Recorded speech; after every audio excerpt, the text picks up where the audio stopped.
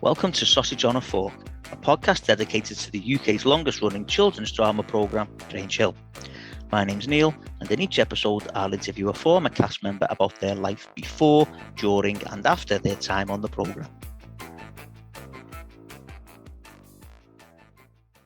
Before the latest episode of Sausage on a Fork starts, can I just remind you all that the voting for the Listener's Choice Award in the British Podcast Awards closes on Thursday the 29th of August. I would really appreciate it if you would vote for Sausage on a Fork and tell your friends to do it too.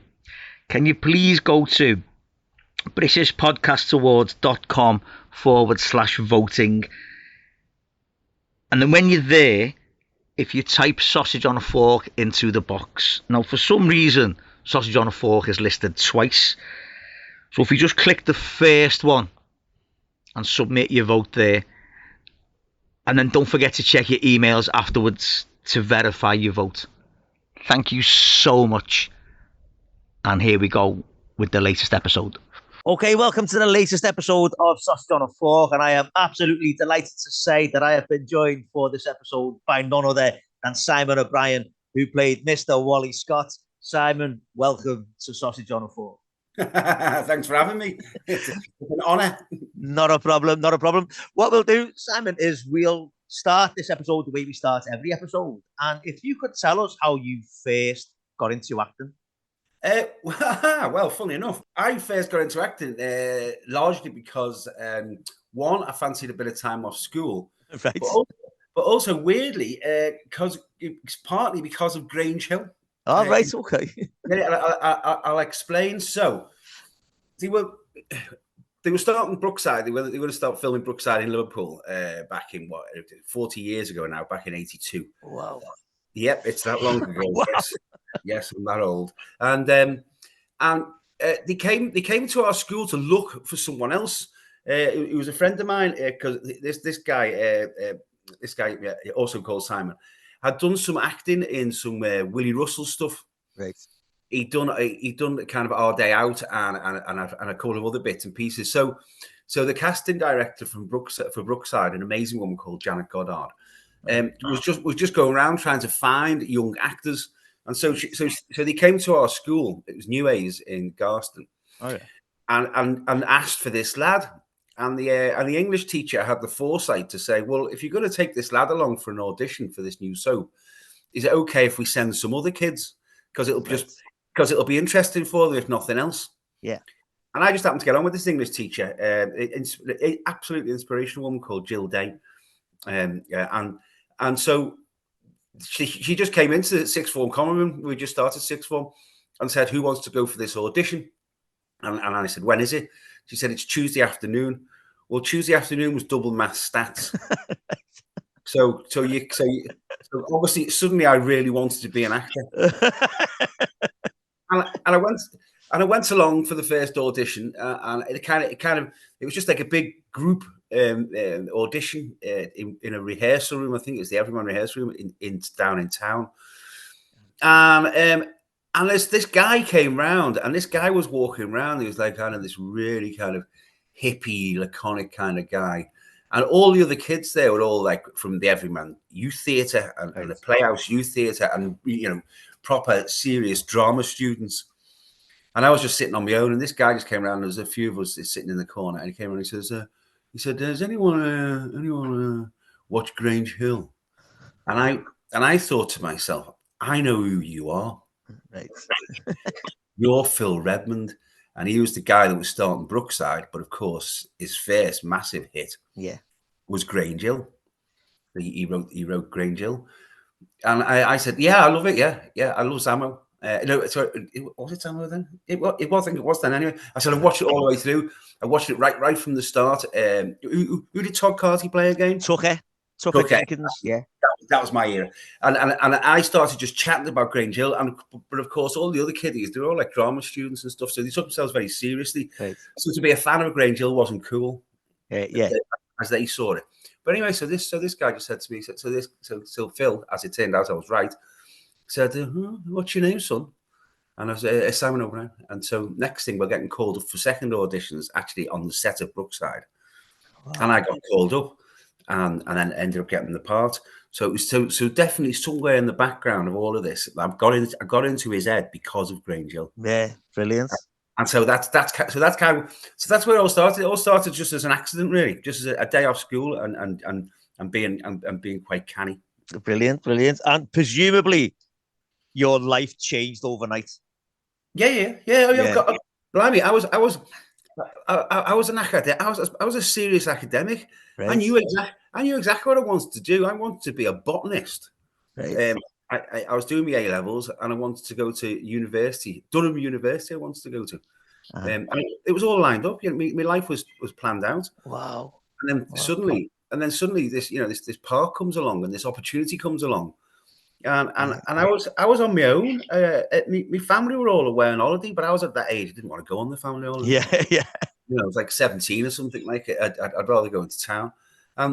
And so when they offered me the part, there was only me and the dog in the house. So I just discussed it with our old dog, Jet. And I wasn't really sure about it. But then they showed me the contract. Right. Yeah. And then I saw the numbers. And as I say, this was 1982 in Liverpool. And that really set my heart on me wanting to get into media.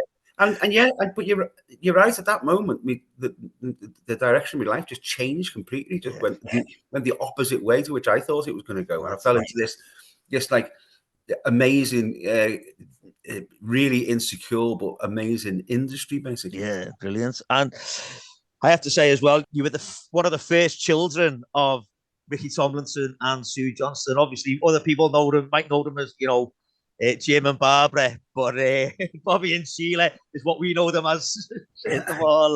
I imagine, because everyone says what you see with them two on telly is exactly what they are. They are the same people. They are wonderful. There's no side to them. No, they're just basically, I learned all my acting craft off Sue, because she's just an amazing actor.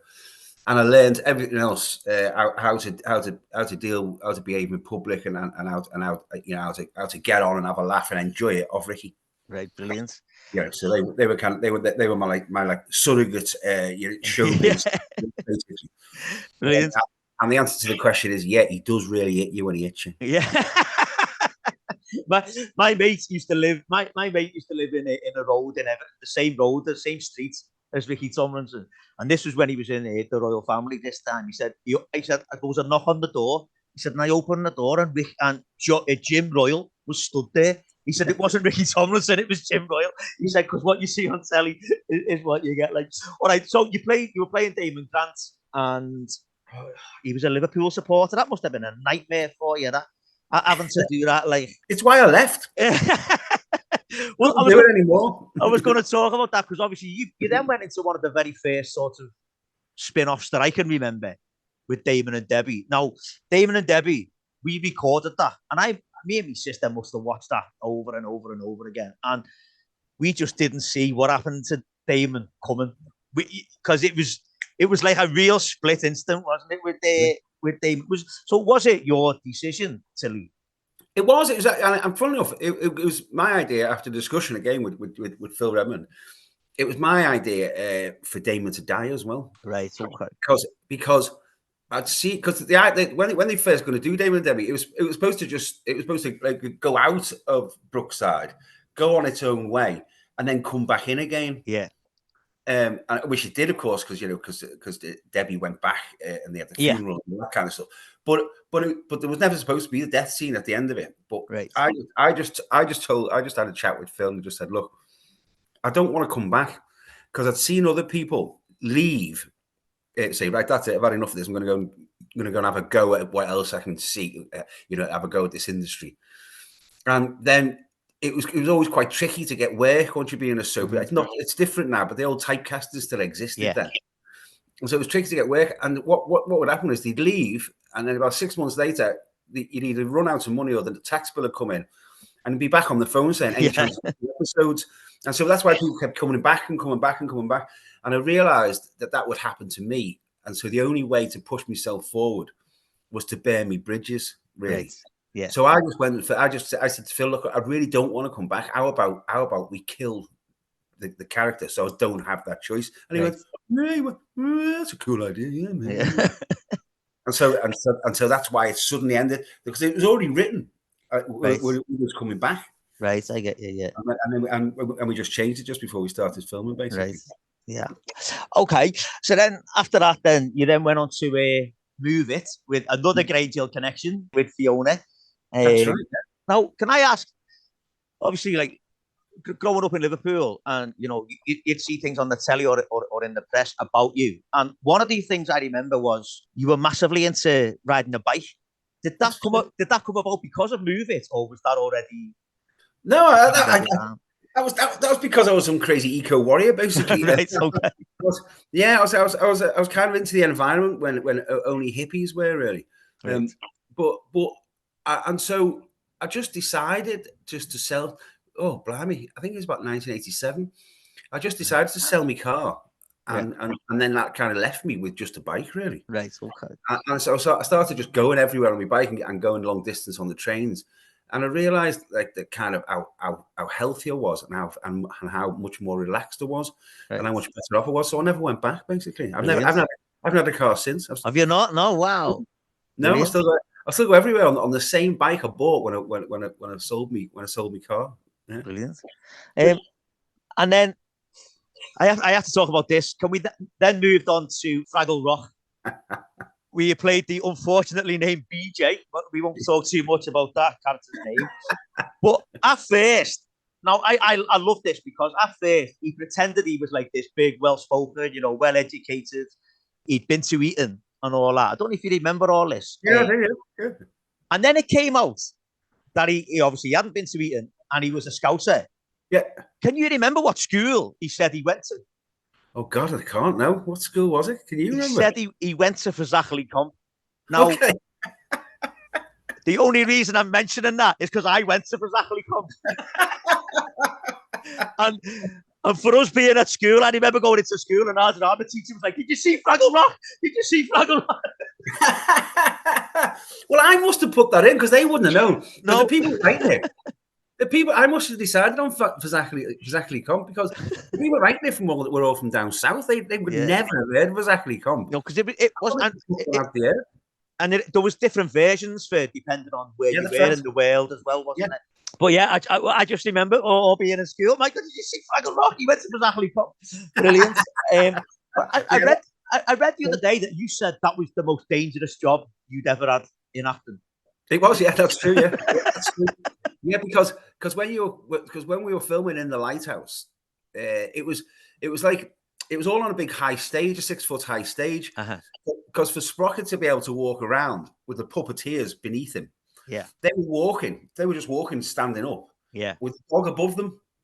So that meant wherever the dog walked, they had to take these big blocks out and basically make a channel for them to walk around. And that was fine until you forgot they'd taken the blocks out. Right, okay. There's 6-foot drop. There's holes, like 6-foot holes everywhere. Everyone got injured. Like guys doing the props. Everyone was falling in these holes. It was just how it was. So yeah, so it was a very dangerous job. Brilliant. Wow. Okay. But also an amazing company to work for. Henson's were just amazing. Absolutely. Yeah, I can imagine. Yeah.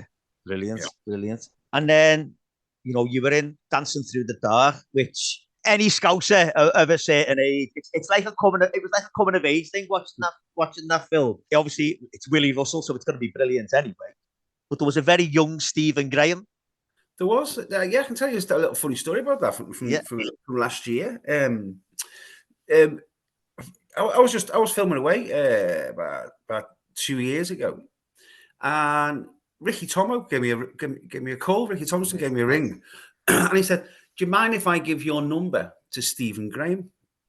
And I went, "No, not at all, but thanks for asking." Yeah. And then about 10 minutes later, my phone rings again. I kind of, a number I didn't recognize, picked up, and it was Stephen Graham.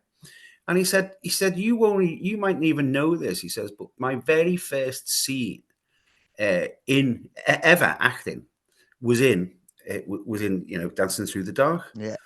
And he said, you were so nice to me that it was then that I decided this is what I wanted to do for a living. Wow. So he was doing a series. He was doing a series. It was about the one about the far right. It was on the name escapes me now. And he said, "Will you come and play my brother?" Just as a little nod to the fact that you got me going. Wow. Yeah. It was nuts. Yeah, it was a really strange little thing that just happened. That was just a couple of years ago. Wow. Yeah. And in that exact scene that we're talking about, Stephen Graham's playing footy with one of the other lads. You're in a bus stop. That's right. Yeah.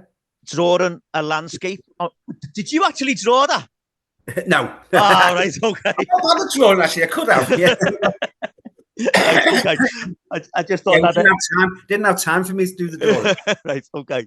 And then we moved on to one of the greatest television programs ever. Not Grange Hill. Standing Room Only. Standing Room Only was must-see television at the time, I think, because there was nothing else like it, and you could almost say it was like a bit like a precursor to like Soccer AM or fantasy football, stuff like that, because there wasn't anything like that on at the time. I mean, that must have been great as well. That was nuts. That was a brilliant show. That was the head of BBC Two at the time, or a certain section of the youth programming, was Janet Street Porter. Right. And she did something really rare. It doesn't happen very often. She got together loads and loads of young people who weren't from the background that you would expect. So at the time, and still largely now, most people who work in television went to Oxford or Cambridge. They're Oxbridge, basically. Yeah. And that's just all there is to it. So she just got loads and loads of young people who weren't kind of had just shown an interest that either they'd gone to college to study it or whatever. And she pulled us all into BBC Two over in Manchester in the Oxford Road building, and just let us loose. And one of the things that came out of it was Standing Room Only. Someone just said, let's do a football magazine program that's a bit irreverent, so it's more like a fanzine than Match of the Day. Yeah. So that's what so every Monday we'd all sit down and say, I've got this idea, let's do this. And it was just that's why it was so different, because it was put together by people who were not schooled in how you put together television. Yeah. So we could just do whatever we wanted, basically. I don't think you wouldn't be able to do it now. Sky would close us down in a second. Right. And the Premier League, they're so protective of their product now. Yeah.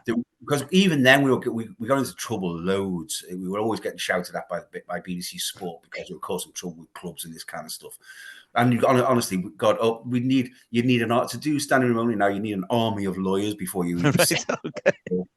But then we just got on with it. We just had a laugh. Well, it's funny enough you just said that, because whenever I'm putting an episode of the podcast out, I put picture clues out on social media for people to guess who the next guest is going to be, and the first person that gets to ask a question. So I had a question here, but you've just pretty much answered it. It's from a fella called Mark Jelfs, and he actually lives in Milwaukee, and he said, you presented Standing Room Only in a time when football was going through a change, and since the show was on air, do you think the sport has changed for the better or worse? You just mentioned one of those changes already there, with the Premier League being quite protective of their product. But I mean, it has changed, hasn't it? It has. It's changed immeasurably. I mean, it needed to change. It was a bit when we were doing it. It was still a bit dark, the edges of football. Yeah.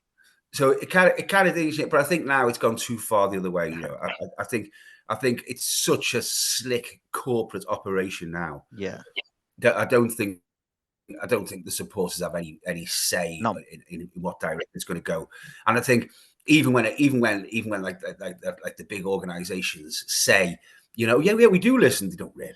They're only playing lip service. They've got a product to protect, and they will protect it at all costs, basically. Now, before we get on to Grange Hill, there's a program I want to talk to you about called Out All Night. Now, can you explain about Out All Night? Because I had no idea you'd ever been in this, and I was gobsmacked when I saw that you were in Out All Night. Okay, so Out All Night was a sitcom on NBC in America. Ran for 2 seasons, And it was cut, and it was made by the same stable that made Fresh Prince of Bel-Air. Right. So at the time, the couple that put it together were a couple called Andy and Susan Borowitz, and they put together Fresh Prince of Bel-Air. And Fresh Prince of Bel-Air was just, it was just a smash on NBC in America. Yeah. And then, as we know, it was just a smash all over the world and launched Will Smith and that kind of stuff. And so they decided that they wanted to have another crack and put a different kind of sitcom out, but for the same black audience. Right. So Out All Night was all black cast and me. Right. And the reason that they wanted me, they decided they wanted an English-speaking European in the cast because they wanted to break down the barriers of all the different slang the kind of the black Americans were using at the time. So, like, if you're dissing me, now I could ask, what does that mean? What does dissing mean? Now, if you used a white American today, it'd be seen as patronizing. Yeah. Because I was English, it was okay because he wanted to kind of widen out the audience. So I was the vehicle to widen out the audience for this sitcom, basically, breaking down the barriers of and asking all the cultural questions that an American couldn't ask. Right. And so they got me over. And again, I might be very good at what I do, but I'm very good at getting jobs. And on this occasion, I walked in, and Andy Borowitz, who owned the company, they flew me. I did an audition over here, and it went down well. So they flew me over to meet me. So I'm sitting, and I went in with all the big execs at NBC, in the Paramount studio a lot. And Andy said, "Where are you from? Your accent, it's not London." And I said, "No, I'm from Liverpool." And he immediately said, "Oh, I love that Liverpool music scene." And I thought, "Oh, here we go, the Beatles." And I said, "Oh, yeah." And he said, yeah. He said, "Echo and the Bunnymen, Shambiko Say War, Teardrop Explodes." It was that era. So he was obsessed with that era, kind of the 80s. Yeah. And I just said to him, he knew the icicle work. He knew everyone from that era, China Crisis. And I said to him, I said, well, as it happens, my brother was a photographer at the time. He worked for the NME, and he used to go to all the gigs and take shots for the NME magazine. And I said, while he was there, he bootlegged all the live gigs. It just for his own. He just always took a tape recorder and just recorded the whole gig whilst he was taking pictures. And I just said to this Andy Borowitz, I said, "Look, whatever happens," I said, "I'll get some copies of these tapes and send it because no one's ever heard them. So this is unrecorded, unheard footage." Wow. Unheard. And he's like, "Oh wow, man, that'd be so cool. That'd be so cool." And as I walked out the door, I just knew he was turning around saying, "He's got the part." Brilliant. Because he really wanted it. Brilliant. And sure enough, and I was true to my word as well. My brother dug out some of his old tapes and some unseen pics as well of all the because my brother's obsessed with the Bunnymen. Yeah. And again, that's how I got my foot in the door in America, basically. Brilliant. And it was an amazing time actually, because to finish off on Out All Night, the premise was that it was all set in a nightclub. Yeah. And the main star was Patti LaBelle. Yeah. And that meant, of course, that at the end of every show, we'd have someone perform on stage. So, like, so every week I would just be in studio watching, like, Dionne Warwick, or Whitney Houston, TLC, Bobby Brown. It was just nuts. They just come and do a tune because it was Patti LaBelle, and they were all mates with Patti LaBelle. That's right. Brilliant. I mean, I saw that and I was like, oh my God. But the other thing about that is you played a character called Angus McEwen. And the premise, Scottish. Yeah, that's when you read the synopsis. It says their Scottish neighbour, and I was thinking they all thought he was Scottish. Yeah, because if you don't sound like Dick Van Dyke with a Cockney accent, you must be Scottish. That's okay. Brilliant. All right, so we will move on to Grange Hill. I'm aware of your time is it's been a little bit whistle stop like, so we'll move on to Grange Hill. And you were in Grange Hill for 4 series, and you played the caretaker Wally Scott. Now, as a scouser, I need to ask you, whose idea was it to call him Wally Scott? Because for anyone who doesn't know, the name Wally Scott in Merseyside is it's a name that has got so many memories for people, because Wally Scott was a DJ. It was Billy Butler's other half, wasn't he? Billy Butler's mate, and he was just. I was lucky enough to meet Wally a couple of times, and he was just he was just a dead sound fella. Like, so whose idea was it to call him? I don't know. Wally Scott? I don't know. It wouldn't surprise me if it wasn't Phil Redmond's, because he was Right. he was really back engaged with it then. Because Phil stepped away from Grange Hill for a while and just Yeah. left it to run itself. But then when they brought it to film in Liverpool, he really got re-engaged with it. Yeah. So it wouldn't surprise me if it was him. Right. Because he really did micromanage the scripts quite a lot. So my guess it was Phil. I'd ask him. Right, okay. I'll ask him that when I eventually get him on here. Like, so Wally Was The Caretaker. First series was series 26, and as I say, you were only in like 20 episodes, and you were only in it like sort of sporadically. Like, so how did that all come about? I don't know. I think when they moved the film in, because they moved the film obviously up to Campus Manor, up in Chilwell, and I had to rebuild all the facade and everything, all the school, and I think they were basically looking to employ people who were local, who didn't have to ship in all the time. Yeah, and a lot of the cast came up from down south. But I think when they started recasting more, new members of the cast, they kind of just started looking locally. Right. So I just knew one of the producers, and they said, "Oh, there's this park coming up. Come and have a read." And went down, and and it was great because, like you say, it was just kind of a dip in, dip out kind of thing. It wasn't it wasn't like it didn't take up your time full time. Yeah, but you were still part of the story. It was great. Yeah, I mean, like Wally was a little bit eccentric, wasn't he, in his ways, which it's weird because obviously to look at you and to look at Wally, you wouldn't have thought he would have been that way. You know what I mean? And the kids looked on him like sort of like a bit of an idiot. He was a bit of a fool, and they could use him to get their own way in whatever shenanigans. He thought he was cleverer than the kids. And the kids that's it. That's exactly it. No, if he wants to get in the pool to have their own sort of time, they'd use Wally in some way. And that was certainly in the first series. In the second series, he was a little bit more assertive. Saying things to kids like, "There's no point coming to school if you're just going to wander the corridors and all that." And there was a bit in that series where it was like Grange Hill was meant to be celebrating its 125th anniversary. So everyone was dressed up, and you were dressed up like Brunel, I think was the character you were dressed up. But you had the goat with you as well. Can you remember the name of the goat? Oh, no, go on. So he was called Charlie Parker. That's right, yeah. And I forgot about the ghost. That's amazing. He told the lads that he was called Charlie Parker, was like this big jazz musician, and his nickname was the Bear. And the lads were like, "Yeah, but that's a goat." He went, "Yeah, but I'm allergic to bears."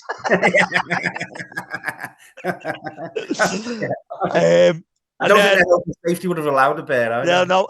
I mean, like I say, like you weren't in it that much. It was sort of like when you were sort of like helping to move storylines along, or facilitating stories and stuff like that. Like there's one where you were chasing a remote control blimp around the school with Mr. Malachi. One thing I didn't mention then, obviously, when you went back onto Grange Hill, Stuart Organ was in it playing Mr. Robson, and he was in Brookside at the same time as you, was he? He was, yeah. It was his son. I mean, so sad. Like he's recently passed away. Like, but just what a guy. Everyone says he was great as well. And then, like the thing Grange Hill always did well was it always had, as well as like the hard hitting stuff, it had silly things. So like there was a bit where Tanya had been kidnapped, and then she thought she saw the kidnapper in the school, and it turned out it was just Wally because they were dressed. That's right. Yeah. Similar. And Wally had no idea what was happening, but then that led on to something. Wally talking to Mr. McDonald about something that had been written on the changing room walls about Wally, and you don't know what gets written, but Wally just says it only takes a rumor to take hold, and the next thing the police will be confiscating my computer. Yeah, do you know what I mean? So obviously, like he, even though he was like this daft character, he's making a point there, isn't he? And it does, rumors do take hold, don't they? Absolutely, and particularly in an educational environment. Yeah, definitely. It can be really, really serious stuff. So you're right.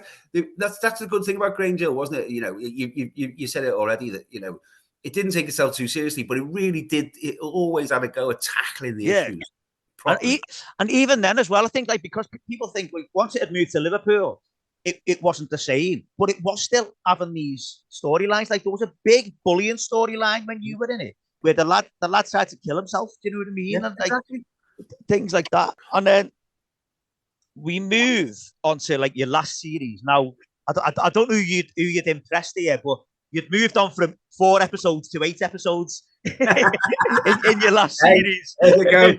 You've done something right there, like, but you never really had your own storyline. But there was a thing in that series with the toilets. Like the toilets was a big thing. Like they were overflowing, they were flooding, and Wally actually blamed the girls. Can you remember why he blamed the girls? What did he? Go on. He said they're always putting their things That's right, on the toilets. Well, their tampons were blocking. So they had to get Portaloos in, and Togger and his mates were in there one day, and he was saying it stunk, and he was saying whoever's in there needs to sort themselves out. And obviously, Wally walks out, going, "Get a load of that, lad. That'll make you a man," on all that. And there's a thing where there was an incinerator, and it caused a fire because one of the bags had been thrown into there, and we actually see Wally open the door of the incinerator, and there is a fire. Was the fire actually there, or was health and safety? No, the fire was actually there. Yeah, absolutely. Oh yeah. They weren't paying for any special effects. No, that was okay. Oh no, that was hot stuff. Yeah. And there was a girl in the character was called Holly, played by Rebecca. She was deaf. Mm-hmm. Well, there's a great little scene where you're explaining to her how the incinerator works, and coming out with all these intellectual phrases. And then he turns around and he ends what he's saying with Dudek Hippie Garcia Barros. It's the last part. And like she turns around and says, I couldn't see your lips moving then, but I'm sure you know what you're talking about. And I just love that. And then towards the end of that series, Mrs. Bassinger offered Taylor a job like to be Mr. Scott's apprentice. That's right. But then we never saw Wally again after that. Why was that? I think I got a job somewhere else. I think I left. I think I left and went elsewhere. Right. Okay. Yeah. I think my career just took a different. I think we were just coming towards the end of that series, and then I must have got offered something else, and just gone off in a different direction. Yeah. I think so. Obviously, just before you go, we need to tell you that you are still on telly. The great house giveaway. Find it, fix it, flog it as well. And can I just ask you then? Obviously, this has been a whistle stop tour. I'm really, really grateful for the time that you've given us, Simon. Why do you think there is still such affection for Grange Hill? Because like we were talking about standing room only, Grange Hill went to things in a very honest and different way, basically. Yeah, it took stuff on that the established media like the BBC and that would never have done before Grange Hill. Yeah, and I think because of that, you got a little bit of a feeling, of the lunatics have taken over the asylum in Grange Hill, and because that's what schools are like that. Schools are like. My wife was a teacher for like 12, 13 years. And, she said, she always said that 50% of her job was educating people and 50% was crowd control. Yeah. Because that's just how it is in a big comp, And so, and you got that vibe in Grange Hill and the casting as well. Always finding good characters as well. And not quite large, a little bit larger than life, but still characters that you can relate to because they exist in every school. So I reckon that'd be it. Brilliant. Well, Simon, like I say, this has been a whistle stop, but I'm really grateful for the time you've given us. So pleasure. Thank you so much. And to anyone that's listening, I'll speak to you next time. Cheers. Cheers. Bye-bye.